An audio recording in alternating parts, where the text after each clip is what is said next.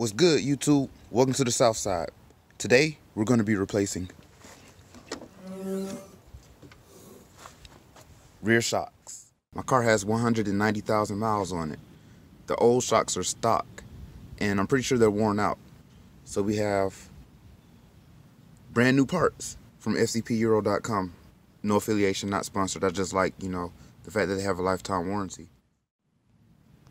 Alright, first things first, I want to apologize because my video editing rig is still being set up. So this video is going to be a little raw. I apologize. Not really. I think it'll probably look cool. Whatever. So, when you order shocks, you'll get a few things.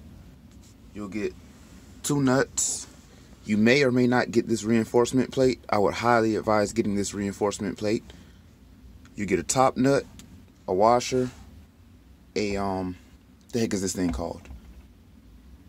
That, another washer, a bump stop, and a protective cover, as well as the shock. I also printed out a diagram from realoem.com showing the order of assembly, but if you guys follow the video, then you will be able to see the order of assembly. So let's get to it. Okay, watch carefully. This piece goes on here. Next is your bump stop. It goes on this way. Come on. Like that. This piece here is critical. Make sure to include that. It goes here. And it will stop there. Don't worry about it going all the way down the shaft because it won't. Next, make sure the concave portion is facing downward. Just like that. Next is the shock hat. Don't worry, y'all. I'm gonna remember what this thing is called by the end of the video. I promise. I got y'all. Next is another washer here. Make sure this rubber portion goes this way. And after that, there's a little lock nut that's included. Just go ahead and thread that on.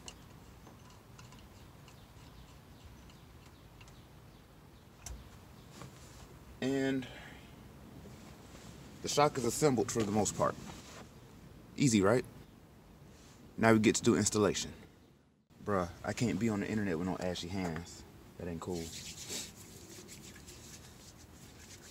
Alright, let's go. Now that we've got our shock assembled, let's go over some of the tools that we'll need. If you have power tools, I highly recommend using them. If you don't, we'll also show the right side, that side over there, how to do it with just regular hand tools. Power tools makes it so much faster though. Anyway, you're gonna need a 13mm socket, a 17mm socket, and an 18mm socket. That's it. This is one of the easiest repairs you can do on this car. You will also want to get the car up in the air. You can use jacks, jack stands. For me, I'm just going to use ramps. So don't worry about the paint. It's function over form down here.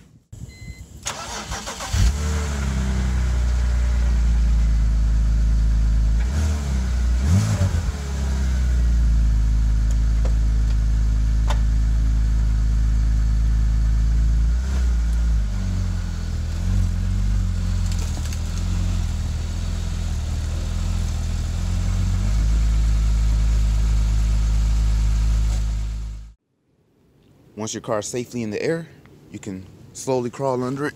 Try not to hit your head. My exhaust pipes are dirty. Like I said, function over form. This is the 18mm that you want. 18mm bolt on the shock. I'm going to be doing this with one hand, so it's kind of awkward. But with power tools, it makes it easy. Whoops, wrong setting. My bad. Alright, try that again. And then just zip it off. No problem. Now we go up to the top of the car into the trunk. Okay, inside the trunk, there are 2 13mm bolts here. Grab your 13mm, 1, 2. And the shock just falls out. In hindsight, I probably should have done that in reverse order, but hey, it's out. There's our old shock. Let's grab her. Come here, buddy.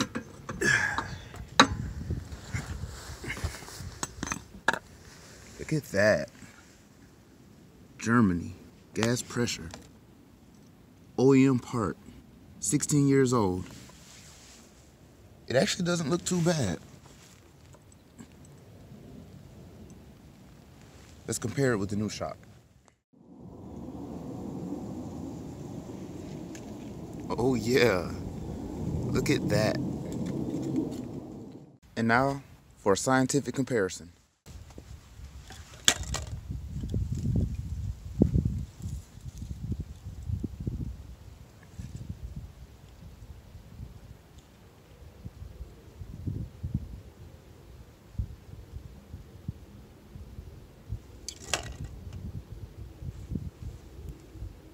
Science. And the words that every car person loves to hear, installation is the opposite of removal. So I just went ahead and started this thread because I didn't want y'all to see how weak I am. But when you're installing, you have to compress this. So you just push it up, just give it a little bit of muscle, and it should comply.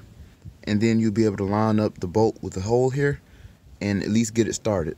So we're gonna torque this thing down, and then I will do the hand tool on the other part over there. Also, make sure that your threads are coming through the hole. Otherwise, you'll get something that's off kilter like this. If that happens to you, just move it over. Kind of shake it a little bit and it should come right up. Oh yeah, the shaft is bent, damn it. Yo, the old one still hasn't come back up. The struggle is real out here. Okay, another benefit of power tools is the ability to run this nut down right here without having to hold the shaft here. So, why am I telling you all this? Because of this. If I try to turn this, the shaft also turns with it. So I can't tighten it down. In order to tighten it down, I have to hold this part steady, then turn this nut. So I'm gonna grab some of the cheapest, most rinky-dink vice grips I can find to at least try to get this to hold. Then we can tighten it down. So yeah, I grabbed some of the cheapest vice grips I could find. Y'all thought I was playing.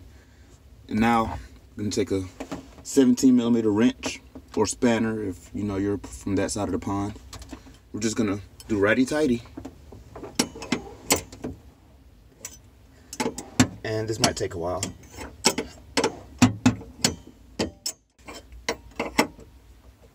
There we go.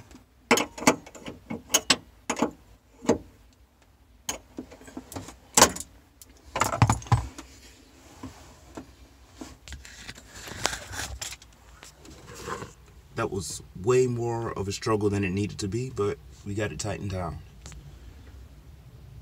Time for the next one. Y'all, guess what? I forgot the reinforcement plate.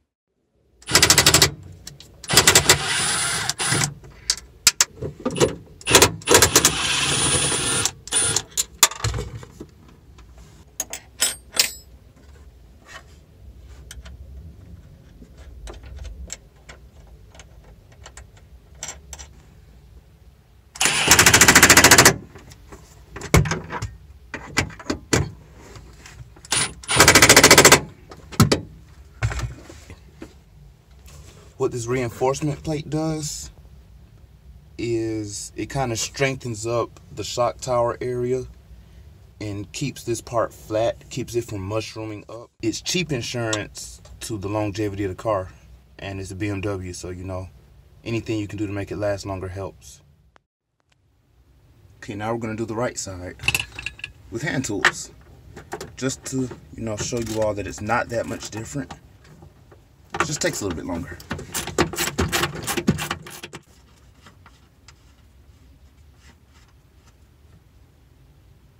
Look at that. Ew.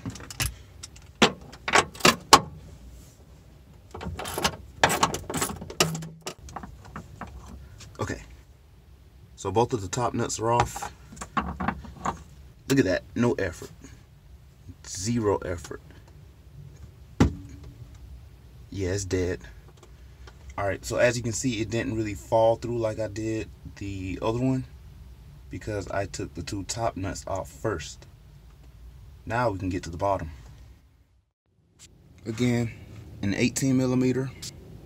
Nothing has changed. Except you're using your arm strength now. So, see how we can break this thing loose. Ah, there we go. Ooh. Sometimes it takes a little bit of muscle. If you have a breaker bar, that really helps too. Okay, give me a second. And she's almost out. Nice. Beautiful, isn't she? Oh.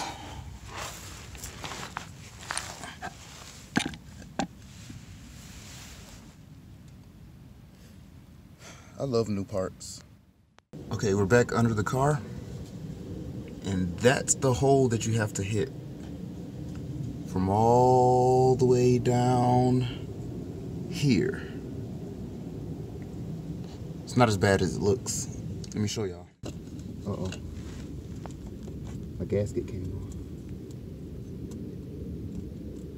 Okay. Make sure you don't lose that gasket.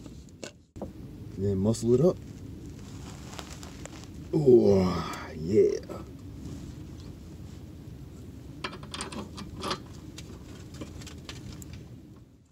There we go. And that's it. I'm going to tighten this thing up a little bit.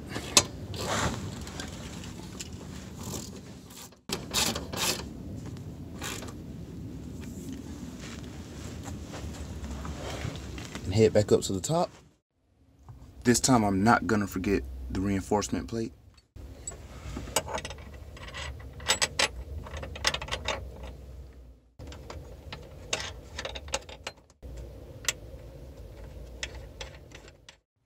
Tighten these down.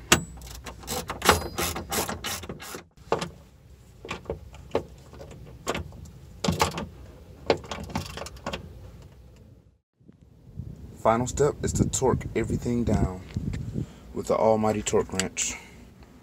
You only need something from Harbor Freight. It's not that deep. No need to go spend huge bucks on a torque wrench for little suspension bolts. Okay, now it's time to torque the bolts. The bottom bolt is torqued to 74 foot-pounds.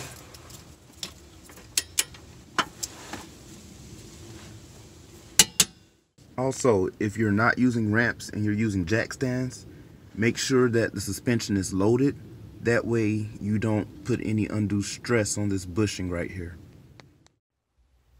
These little guys are torqued to 21 foot-pounds.